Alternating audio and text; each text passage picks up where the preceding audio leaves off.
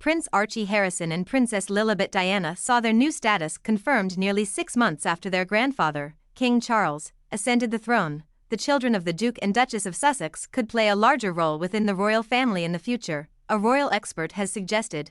Prince Archie Harrison and Princess Lilibet Diana had new titles confirmed in March, when the palace allowed their children be styled as Prince and Princess going forward. Prince Harry and Meghan, the Duchess of Sussex, pointed out in a statement that the children are entitled to use their titles by birthright. Archie and Lilibet became eligible after the king ascended the throne in September, but no official decision was taken until after the princess's christening.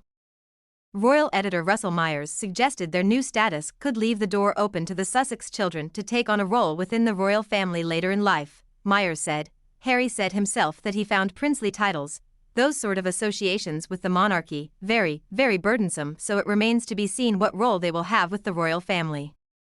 Maybe moving forward they will have a larger role to play, but certainly for Meghan and Harry this needs to be a period of calm and try a bit of breathing space." Speaking to Sky News Australia, the royal editor reiterated the inconsistency in the couple's decision to have Archie and Lilibet use the titles of Prince and Princess when they could have simply followed royal precedent.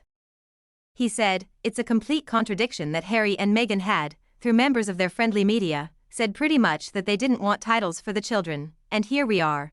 Just a few weeks ago they negotiated these Prince and Princess titles for their children. Of course, they were entitled to those roles, but Harry and Meghan could have decided to go the other way. Members of the royal family, certainly Princess Anne, the Earl and Countess of Wessex, while Anne's children, Peter Phillips and Zara Tindall, were not automatically eligible to royal titles as they are descendants of a monarch in the female line. The late Queen reportedly offered to grant them princely status at birth, but she was refused. Prince Edward and Sophie, the Duchess of Edinburgh's children, however, would have had the right to be known as Princess Louise and Prince James had their parents not decided to forego the princely titles and HRH style. The Duke and Duchess of Edinburgh's children are therefore known as Lady Louise Mountbatten Windsor and James, the Earl of Wessex. Friends close to the Duke and Duchess of Sussex claimed the couple's decision was linked to their desire to guarantee their children would receive high levels of protection.